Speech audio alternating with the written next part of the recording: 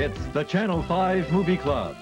Tonight, George Stevens' Shane, starring Alan Ladd, Jean Arthur, and Van Heflin.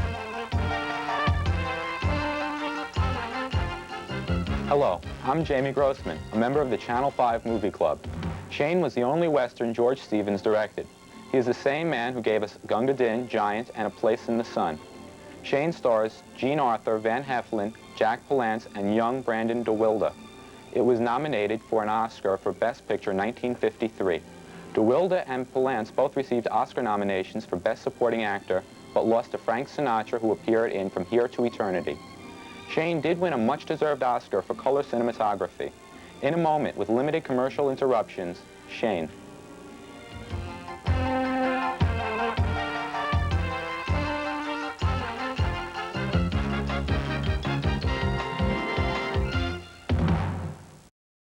A New York divorce. It takes money. People are greedy, they're unfair to one another. Courage. Single parents are the heroines of our age. And a sense of humor. Every time I sing is forever. I'm John Rowland. Join me for Divorce New York Style, Monday on the Channel 5 10 o'clock news.